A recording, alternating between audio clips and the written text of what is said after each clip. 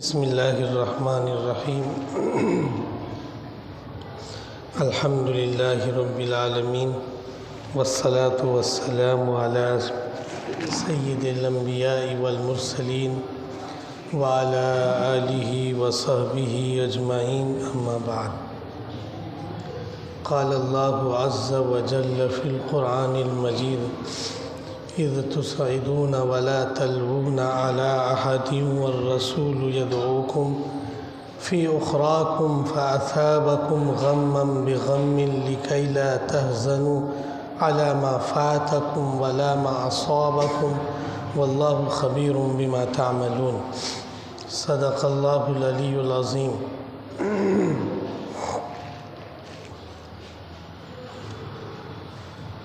عزیزان گرامی، اہلیان محلہ، عزیز ساتھیوں اور ایمان والے بھائیوں،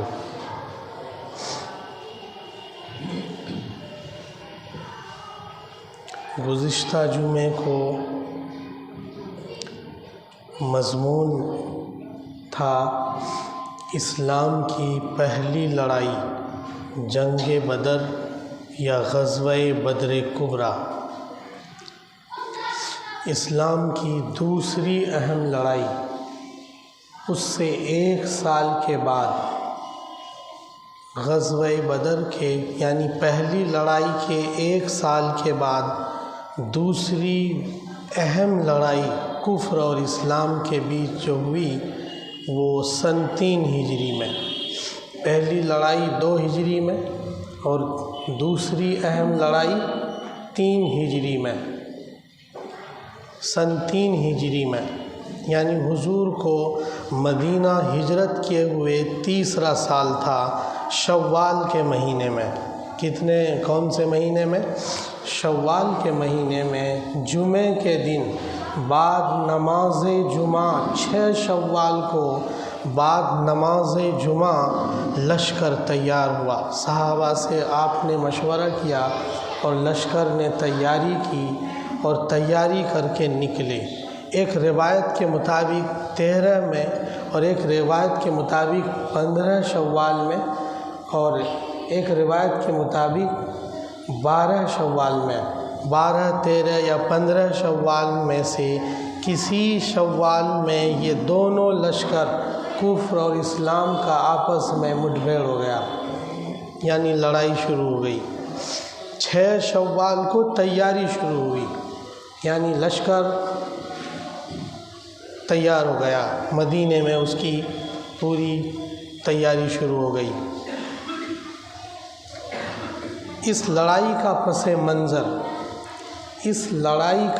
منظر یہ ہے کہ بدر کی لڑائی میں، پہلی لڑائی میں کافروں کو، مکے والوں کو زبردست قسم کی شکست ہوئی تھی. 70 کافر اپنے سردار کے مارے گئے تھے. تو ان کے بیچ انتقام کا بڑا ولولہ تھا، وہ چاہتے تھے ہم اس کا بدلہ لیں مسلمانوں سے. چنانچہ بدلہ ہی اس کا پس منظر ہے. انتقام کی آگ بہت خطرناک ہوتی ہے، تو مکے والوں نے انتقام لینے کے لیے اس لڑائی کی تیاری کی اور 3000 کا لشکر تیار کیا. کافروں نے کتنے ہزار کا؟ 3000 کا لشکر تیار کیا، جس میں 700 سپاہی اور لڑاکے زرہ پوش تھے. 700 لڑاکوں کے پاس لوہے کا پورا جو لباس ہوتا ہے، زرہ جسے کہتے ہیں، وہ زرہ پوش 700 لڑاکے کافروں نے تیار کیے. 200 گھوڑے کا لشکر شہسوار تیار کیا، 700 اونٹوں کا لشکر تیار کیا. کل ملا کر 3000 سے زیادہ کا لشکر کافروں نے تیار کیا. بڑی تیاری کی. اس تیاری میں اور بھی مکے کے آس پاس یہودی قبائل آباد تھے، وہ بھی شریک تھے اور زبردست قسم کی تیاری کری. اور یہ لشکر ابو سفیان جو ابھی تک مسلمان نہیں ہوا تھا، حضرت ابو سفیان کی نگرانی میں، اور وہی اس کا کمانڈر بنا۔ 3000 لشکر کا سپہ سالار کون تھا؟ ابو سفیان۔ چونکہ ابو جہل مارا جا چکا تھا پہلی لڑائی میں، تو اب دوسرا سپہ سالار اور مکے کا بڑا سردار ابو سفیان ہی طے پایا تھا۔ تو ابو سفیان نے اپنی نگرانی میں اس لشکر کو مکے سے تاجے باجے اور شہنائیوں کے ساتھ اور ڈھول تاشوں کے ساتھ اور گاجے باجے کے ساتھ اس لشکر کی روانگی ہوئی، اور یہ چلتا ہوا دھیرے دھیرے مقام ابوا پر پہنچا۔ کہاں پہنچا؟ مقام ابوا پر پہنچا، جہاں پر رسول پاک کی والدہ مدفون ہے۔ جہاں کون مدفون ہے؟ حضرت آمنہ۔ کون مدفون ہے؟ حضرت آمنہ۔ وہاں پہنچ کر ابو سفیان کی وائف ہندہ نے یہ کہا کہ اس قبر کو ادھیڑ دو۔ کیا کہا؟ اس قبر کو کیا کر دو؟ ادھیڑ دو، پھینک دو، توڑ موڑ دو۔ لیکن ابو سفیان اور اس کے لشکر کے کئی ایک سرداروں نے کہا کہ ہم اس کے لیے تھوڑی آئے ہیں، قبر ادھیڑنے کے لیے تھوڑی آئے ہیں۔ اس قبر کو ادھیڑنا ہوتا تو 2-4 آدمی ہم بھیج دیتے، ادھیڑ کے چلے جاتے۔ ہم اس لیے نہیں آئے، ان چیزوں میں ہم نہیں پڑیں گے۔ لیکن یہ عورتوں کا جذبہ ہوتا ہے، عورتوں کو ان چیزوں سے بڑی دلچسپی ہوتی ہے۔ بہرحال لشکر وہاں سے آگے روانہ ہوا۔ یہ روانہ ہوتے چلتے چلتے احد کے پاس پہنچا، اور اس لشکر کی پوری تیاری کی خبر حضرت عباس، جو حضور صلی اللہ تعالیٰ علیہ وسلم کے چچا لگتے ہیں، انہوں نے بذریعہ تحریر خط لکھوا کر حضور کے پاس بھیج دیا۔ تب حضرت عباس مکے میں تھے اس ٹائم، کہ یہ تیاری یہاں کے لوگوں نے کر رکھی ہے، اس کی دیکھو کیا کرنا ہے تمہیں۔ سو حضور نے بھی ادھر تیاری کی، لیکن حضور کی پرسنل رائے یہ تھی کہ ہم مکے والوں کی فوج کی یہ لڑائی مدینے میں رہ کر کریں گے، ان کے آنے دو، انہیں یہاں بھگا کر ماریں گے۔ مدینہ تو ہمارا گھر ہے، اب یہاں آ جائے گا تو مارنا آسان ہوگا۔ حضور کی اپنی رائے تھی، لیکن کچھ صحابہ کے بیچ جذبہ شہادت اور جذبہ جنگ ابل رہا تھا۔ انہوں نے کہا حضور ہم یہاں رہ کر کیا لڑیں گے، آگے چل کر لڑیں گے، یہاں رہ کر لڑنا سمجھ میں نہیں آ رہا، ہم باہر نکل کے لڑیں گے۔ وہ زیادہ تر نوجوان تھے، وہ زیادہ تر کون تھے؟ اور جنگ میں بوڑھا آدمی کیا کرے گا؟ جنگ میں کون کام آتا ہے؟ نوجوان کام آتا ہے۔ حضور نے ان کی رائے کو اہمیت دی اور اپنی رائے کو واپس لیا، اور فیصلہ کس پر ہوا کہ باہر نکل کر لڑیں گے۔ بعد نماز عصر حضور اپنے حجرے میں تشریف لے گئے، اور ساتھ میں حضور کے غار یار حضرت ابوبکر بھی حجرے میں گئے، اور دوسرے صحابی حضرت عمر بھی حجرے میں گئے۔ تینوں بزرگ کہاں چلے گئے؟ اندر حجرے میں۔ اور حضور کو دونوں اہم صحابی نے جو حضور کے دایاں بایاں بازو تھے، دونوں نے مل کر حضور کو جنگی لباس پہنایا۔ کیا پہنایا؟ اکیلا نہیں پہن سکتا، وہ تو لوہے کا ہوتا ہے۔ جنگی لباس میں حضور کو زیبتن کیا، پہنایا، اور تلوار لٹکائی، نیزے لٹکائے، خوت پہنائی۔ اب حضور کیا تھے؟ پیغمبر کے ساتھ ساتھ ایک بے مثال کمانڈر بھی تھے۔ اب کیا تھے؟ کمانڈوز، کیا تھے؟ کمانڈر زبردست۔ اور حضور اپنے حجرے سے باہر تشریف لائے۔ جب حضور اندر فوجی لباس پہن رہے تھے، تب باہر کچھ لوگوں نے کہا کہ بھائی تم نے حضور کو باہر نکلنے کی رائے دی، حضور کی اپنی رائے تو یہ نہیں تھی، حضور کی اپنی رائے تو کچھ اور تھی، کہیں ہم نے غلط تو نہیں کیا؟ ایسا کرو اپنی رائے واپس لے لو۔ اور حضور سے یہ کہو کہ آپ جو چاہیں فیصلہ مناسب ہو وہ کریں، ہم یہی رہ کر لڑ لیں گے حضور، آپ جو فیصلہ کر دیں گے ہم تیار ہیں۔ جب حضور باہر آ گئے کمرے سے، حجرے سے، تو حضور نے کہا اب نہیں، اب ایک پیغمبر کے لیے مناسب نہیں ہے کہ وہ فوجی لباس پہن لے اور وہ اتار دے۔ فوجی لباس میں جب پیغمبر آ جاتا ہے تو اس کے لیے اب مناسب نہیں ہے کہ اسے کیا کرے، اتار دے۔ سو لشکر تیار ہوا، اور کتنے لوگوں کا لشکر تیار ہوا؟ 1000 لوگوں کا۔ کتنے لوگوں کا؟ 1000 فوجی۔ یہ بالکل مدینے سے نکلے، اور احد مدینہ مسجد نبوی سے دروازہ نمبر 21 سے احد پہاڑ بالکل سامنے دکھتا ہے، احد پہاڑ وہیں سے دکھتا ہے، دروازہ نمبر 21 کے سامنے ہے بالکل۔ احد کی طرف روانہ ہوئے صبح سویرے، اور 1000 لشکر میں سے 300 لشکر، جس کی سرداری عبداللہ ابن ابی ابن سلول، یہ مدینے کا ایک منافق تھا، بڑا منافقوں کا سرغنہ تھا، یعنی حضور کے سامنے کلمہ پڑھتا تھا اور اندر سے وہ کس سے ملا ہوا تھا؟ مکے کے کافروں سے۔ حضور کے سامنے کیا پڑھتا تھا؟ کلمہ، اور اندر سے کس سے ملا ہوا تھا؟ مکے کے کافروں سے۔ ایسے کو کیا کہتے ہیں؟ منافق کہتے ہیں۔ یہ منافقوں کا سردار تھا اور بڑا دماغدار تھا، تھوڑا عمر دراز بھی تھا۔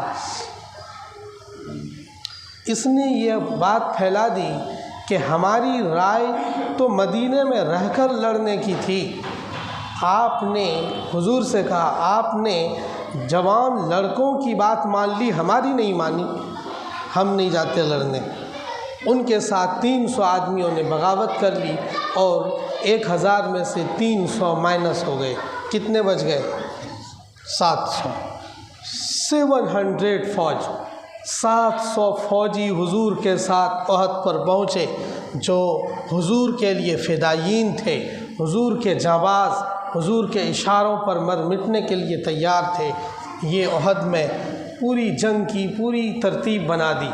حضور نے میمنہ میسرہ تیار کیا، اور دونوں طرف کہیں ایک حضرت زبیر ابن العوام کو میمنہ کا سردار بنایا، اور اسی طرح دوسرے صحابی کو میسرہ کا سردار بنایا، اور مقدمۃ الجیش کہتے ہیں دایاں بایاں سے ہٹ کر جو سامنے جاتا ہے، جو لڑائی کے لیے پہلے نمبر پر آتا ہے، اس کا سردار اپنے چچا حضرت حمزہ رضی اللہ تعالی عنہ کو بنایا۔ مقدمۃ الجیش کا سردار کسے بنایا؟ اپنے چچا حضرت حمزہ کو۔ اور یہ لڑائی پھر شروع ہوئی، اور 50 آدمیوں کا قافلہ حضور نے، چونکہ جب آپ میدان جنگ میں ہوتے تھے تو آپ ایک کمانڈر کی طرح سوچتے تھے، اور تمام سیاسی مہارتوں کا اور جنگی مہارتوں کا استعمال آپ کرتے تھے، تو آپ نے 50 آدمیوں کا ایک چھوٹا سا تیر اندازوں کا لشکر، صحاباؤں میں سے 50 تیر انداز کو الگ کیا، اور ایک درہ پہاڑ پر، اس کو اس ٹائم جبل رمات کہتے ہیں، رمات تیر اندازوں کو کہتے ہیں، عربی میں رمات کسے کہتے ہیں؟ تیر اندازوں کو، اور جبل کہتے ہیں پہاڑ کو، جبل رمات۔ دو پہاڑوں کے بیچ ایک راستہ جب آتا ہے تو اسے درہ بولتے ہیں عربی میں، تو اس پر کھڑا کر دیا، اور حضور نے کہا کہ ہم مریں یا مٹیں، جب تک ہم حکم نہ دیں تم اس پر سے اترنا مت، ادھر سے آنا مت، ادھر میدان میں مت آنا لڑنے، کہ حضور پیچھے ہٹ رہے ہیں یا آگے بڑھ رہے ہیں، کسی بھی وجہ سے تمہیں وہاں سے نہیں اترنا، پہاڑی پر تمہیں بالکل جم کر رہنا ہے۔ ایسا حضور نے کیوں کیا تھا؟ اس لیے کیا تھا کہ کافروں کا کوئی دستہ پیچھے سے آ کر اور اس پہاڑ سے ہو کر ہم پر حملہ آور نہ ہو جائے، اس کو روکنے کے لیے 50 زبردست قسم کے تیر اندازوں کو تعینات کیا تھا۔ لڑائی شروع ہوئی، لگاتار دسیوں کافر مارے گئے، ابھی ایک بھی مسلمان شہید نہیں ہوا ہے، دسیوں کافر ادھر سے مارے گئے اور میدان میں افراتفری کا ماحول ہو گیا اور مکے کے کافر بھاگنے کے پوزیشن میں ہو گئے۔ لیکن جب وہ بھاگنے لگے مکے کے لشکر والے لوگ، تو ان 50 تیر اندازوں میں سے زیادہ تر سپاہیوں کے من میں ایک خیال آیا کہ بھائی جنگ جب جیت رہے ہیں ہم تو اب چلتے ہیں۔ حضور کا وہ آرڈر تو جب تھا جب میدان میں ہم ہار رہے ہوں یا لڑائی چل رہی ہو، اب تو مکے والے بھاگ گئے، کافی دور بھاگ چکے ہیں، پیچھے ہٹ چکے ہیں، اب یہاں رہ کے کیا کرنا، چلو نیچے غنیمت کا مال لوٹتے ہیں، اکٹھا کرتے ہیں۔ لوٹنے مینس لوٹ کر خود لے لینا نہیں، اکٹھا کرنا۔ 50 میں سے 40 سپاہی نیچے اتر گئے، اب اوپر کتنے رہ گئے؟ 10۔ اس میں 10 میں سے جو اس کا کمانڈر تھا، انہوں نے ان کو بتایا بھی کہ تم مت اترو، حضور نے منع کیا، لیکن ان کو بات سمجھ میں نہیں آئی، وہ اتر گئے۔ اب جو حضرت خالد ابن الولید، یہ اسلام کے بڑے سپہ سالار گزرے ہیں جنہوں نے مسجد اقصی فلسطین کو فتح کیا، وہ تب مسلمان نہیں ہوئے تھے، وہ کس کی طرف سے لڑ رہے تھے؟ کافروں کی طرف سے لڑ رہے تھے۔ انہوں نے دیکھا کہ وہ پہاڑی خالی ہو گئی ہے، صرف 10 آدمی ہیں، انہوں نے گھوڑ سواروں، تیر انداز گھوڑ سوار پیچھے سے لا کر وہاں سے حملہ کر دیا۔ وہ 10 کے 10 بھی شہید ہوئے اور نیچے بھی تیر کی بوچھار کر دی، اور پھر جنگ کے میدان میں مسلمانوں میں افراتفری کا ماحول ہو گیا، لوگ بھاگے پھر رہے ہیں، مسلمان ادھر ادھر بھاگے پھر رہے ہیں، بہت زبردست ماحول پلٹ دیا۔ جو جیت رہے تھے اب وہ کدھر آ گئے؟ ہار کی طرف آ گئے، اور اس طرح سے 70 صحابہ شہید ہوئے۔ کتنے صحابہ شہید ہوئے؟ اور مکے کے لشکر کافر کتنے مارے گئے؟ 37 صرف کتنے مارے گئے؟ 37 70 صحابہ۔ اور ادھر جب ابو سفیان کی بیوی ہندہ لشکر میں شریک تھی، وہ اور عورتوں کا پورا ان کا جتھا تھا جو گانا گاتی تھیں، کچھ اشعار پڑھتی تھیں فوجیوں کو بھڑکانے کے لیے، انہوں نے قسم لی تھی اور اپنے غلام کو سیٹ کیا تھا کہ تم حضور کے چچا حضرت حمزہ کو مارو گے، اپنے غلام کو سیٹ کر رکھا تھا، اور تجھے اتنا انعام دیں گے اور آزاد کر دیں گے۔ اس کو موقع ملا اور انہوں نے بالکل باریکی سے چھپ کر حملہ کر دیا اور حضرت حمزہ کو مار دیا۔ حضرت حمزہ کیا ہو گئے؟ شہید ہو گئے تھے۔ اور جب کافروں کا پلہ لاسٹ میں بھاری ہو گیا تھا تو اس عورت نے، اور اس کے ساتھ کئی ایک عورتیں اور تھیں، کئی ایک صحابی جو شہید ہو گئے تھے، کسی کے کان کاٹ لیے، ناک کاٹ لیے، آنکھیں نکال لی، ہے نہیں، یہ مسلح کر دیا۔ حضرت حمزہ رضی اللہ تعالی عنہ کا کلیجہ چاک کر کے ہندہ جو ابو سفیان کی بیوی تھی، انہوں نے کلیجہ نکال کر اسے چبایا، اور یہ قسم لی تھی انہوں نے کہ میں بتاؤں گی حمزہ کو، بڑا دلیر تھے۔ اور بہرحال انہوں نے، ہندہ نے بدلہ لیا، لیکن یہ لڑائی بہت سے ماہرین کے نزدیک کافروں نے جیت لی، ایسا نہیں ہے۔ کافر نے جب دیکھا کہ ہم نے بہت بھاری نقصان پہنچا دیا ہے تو نکل پڑے کہ ہم نے اپنا مقصد پورا کر لیا، چلو۔ اگر حضور ہار جاتے تو پھر وہاں میدان میں رکتے نہیں، حضور نے رک کر میدان میں کیا کیا؟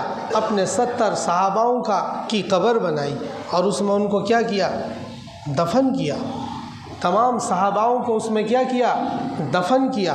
حضرت حمزہ اور ایک اور صحابی کی قبر الگ ہے، باقی تمام صحابیوں کی قبر یکجا ہے، ایک ہی جگہ ہے، ایک ساتھ مشترکہ قبر بنا کر اس میں دفن کیا۔ جو آج کل ایسی قبر کہاں بن رہی ہے؟ فلسطین میں بن رہی ہے، غازہ پٹی میں بن رہی ہے، غازہ اسٹریپ میں بن رہی ہے۔ وہاں ایسے ہی گڈھا کھود کر اس میں دفن کیا جا رہا ہے۔ ہمارے یہاں تو تختے وغیرہ لگائے جاتے ہیں نا، ابھی وہاں تختے بھی کہاں سے لائیں گے اتنے سارے؟ اور جنگ لڑیں گے یا تختہ ڈھونڈیں گے؟ ان کے پاس کھانے کی چیز نہیں ہے، پینے کی چیز نہیں ہے، تو تختے کہاں ڈھونڈتے پھریں گے؟ تو ایسے ہی تدفین چل رہی ہے۔ ایسے ہی تدفین کہاں ہو گئی تھی؟ غزوہ احد میں۔ بہرحال اس جنگ میں مسلمانوں کو کافی نقصان ہوا، اور حضور صلی اللہ علیہ وسلم بھی زخمی ہوئے۔ حضور نے خوت پہن رکھا تھا، ایک تلوار کی وار حضور کے چہرے پر پڑی، اور اس چہرے پر پڑنے کی وجہ سے لوہے کو کاٹتے ہوئے اس تلوار نے چہرے کو یہاں سے زخمی کیا پورا۔ محبوب زخمی ہوئے، محبوب زخمی ہو گئے۔ یہ منظر آسمان میں فرشتے دیکھ رہے تھے، اور حضور نے جو خوت پہن رکھی تھی اس خوت کی کڑیاں حضور کے دندان مبارک کے اندر مسوڑے میں گھس گئی، کڑیاں گھس گئیں، اور ایک صحابی نے ان کڑیوں کو دانت سے کھینچنا چاہا تو کڑیاں نہیں نکلی، صحابی کا دانت نکل گیا، صحابی کے دانت ٹوٹ گئے، لیکن کڑیاں حضور کے چہرے سے مسوڑے سے باہر نہیں آئے۔ حضور اسی مرحلے میں ایک گڈھے میں گر گئے۔ شیطان نے یہ آواز لگا دی کہ حضور کیا ہو گئے؟ شہید ہو گئے، اور صحابوں میں افراتفری کا عالم ہو گیا۔ حضرت سعد رضی اللہ تعالیٰ عنہ، کسی صحابی نے حضور کو دیکھا کہ حضور یہاں پڑے ہیں، تو انہوں نے حضور کو اٹھایا اور صحاباؤں کو آواز دی کہ میرے پیغمبر حضرت محمد صلی اللہ علیہ وسلم ابھی زندہ ہیں۔ اور پھر صحابہ اکٹھا ہوئے۔ کتنے صحابہ تھے جو حضور کے لیے ڈھال بن گئے، حضور کے لیے ڈھال بن گئے۔ مکے والے مشرکین مکہ کا لشکر تیر مارتا تھا، ہاتھ سے تیروں کو روکتے تھے، بازو سے تیروں کو روکتے تھے، سینے سے تیروں کو روکتے تھے، پشت پر تیر کھا کر اپنے جسم کو ڈھال بنایا، اور حضور کو تیر نہ لگنے دیا۔ حضور نے ایسے صحاباؤں کے لیے خوشخبری دی۔ حضور کو فرشتوں نے آ کر اطلاع دی کہ یہ منظر ہے، آپ بددعا کریں تو ہم انہیں ہلاک کریں۔ حضور نے کہا کہ نہیں، ان قومی، یہ میری قوم کے لوگ ہیں، انہم لا یعرفونی، یہ لوگ مجھے پہچانتے نہیں ہیں، مجھے پہچان لیں گے کہ میں اللہ کا سچا پیغمبر ہوں تو مجھے یہ نہیں، میرے ساتھ یہ برتاؤ یہ لوگ نہیں کریں گے۔ بہرحال حضور نے اس جنگ میں کافی نقصان اٹھایا۔ میرے بھائیوں، جب جنگیں ہوتی ہیں تو نقصان بھی اٹھانا پڑتا ہے، اور فتح کے جھنڈے بھی گاڑے جاتے ہیں۔ آج فلسطینی لوگ لڑائی لڑ رہے ہیں، ان کے ساتھ پریشانیاں ہیں، ان کے ساتھ وہ نہتے لوگ جن پر اسرائیل ایئر کرافٹ سے بمباری کر رہا ہے، ان کے ساتھ یہ مسائل ہیں۔ یہ 2-4 سال کا کھیل نہیں ہے۔ 1799 میں سب سے پہلے نیپولین نے یہ رائے دی تھی یہودیوں کو کہ تم اسرائیل میں اپنی حکومت بناؤ اور وہاں اپنا پوری قوم کو اکٹھا کرو۔ اس رائے کے بعد 1882 سے چھوٹے چھوٹے محلے یہودیوں نے 1 گھر 2 گھر 3 گھر 4 گھر بنانے شروع کیے۔ 1882 کے بعد سن 1919 تک 1915-19 تک کئی بڑے بڑے محلے انہوں نے تیار کر لیے۔ لاسٹ میں آ کر جب ہندوستان ادھر آزاد ہو رہا تھا 15 اگست 1947 میں، اور ادھر جب 1948 میں 14 مئی کا دن تھا، 14 مئی کو یہودیوں کا جو سب سے پہلا وزیر اعظم بنا تھا اور جو ان کی ریاست کا روح رواں ہے، جیسے ہماری ریاست کے روح رواں کون ہے؟ گاندھی جی۔ پاکستان کا کون ہے؟ قائد اعظم مسٹر جناح۔ ایسے ہی ان کی ریاست کا جو روح رواں تھا وہ بن گورین، ڈیوڈ بن گورین نام ہے پورا ان کا۔ ڈیوڈ بن گورین نے اعلان کیا 14 مئی کو اب ہم نے ریاست بنا لی، اعلان کر دیا۔ اور یہ بات مصر کو، جسے ایجپٹ کہتے ہیں، اردن جارڈن کو، شام سیریا کو یہ بات پسند نہیں آئی، اور انہوں نے اگلے ہی دن ان پر حملہ کر دیا۔ یہودیوں پر کیا کیا؟ حملہ کر دیا۔ لیکن اس حملے میں یہ عرب ممالک جیت نہیں پائے، یہ ایسے ہی ناکام جنگ رہی۔ اس کے بعد چونکہ ان لوگوں کو برطانیہ اور امریکہ کی سپورٹ حاصل تھی، کیونکہ برٹش کے حصے میں وہ ملک آیا تھا، وہاں برٹش حکمران تھے، برٹش حکمرانوں نے ہی یہودیوں کو وہاں پر جگہ دی اور پناہ دلوائی، اور آج تک وہی کر رہے ہیں۔ ابھی نہیں دیکھا آپ نے کل یا پرسوں یا آج ہی رشی سنک پہنچا ہوا ہے، برٹش کا کون ہے وہ؟ وزیر اعظم ہے وہ، رشی سنک بھی پہنچا ہوا ہے۔ یہ سب کہتے ہیں وہاں جا کر کہ ہم تمہارے ساتھ ہیں اور ہم آخری دم تک تمہارا ساتھ دیں گے۔ جب تک امریکہ ہے، جب تک برطانیہ ہے، تو اسرائیل کو، اگرچہ اسرائیل اپنی دفاع کرنے میں خود مختار ہے، وہ اپنی صلاحیت ان کے اندر اتنی ہے کہ وہ دفاع کر سکے تب سبھی عرب ممالک سے، لیکن اس کے باوجود ہم امریکہ، ہم برطانیہ، ہم فرانس تمہارے ساتھ ہیں۔ بہرحال یہ جنگ چل رہی ہے، اور اس جنگ کو 200 سال ہو چکے ہیں در حقیقت گہرائی سے دیکھا جائے، اور ضابطے میں اس کو 76-77 سال ہو چکے ہیں۔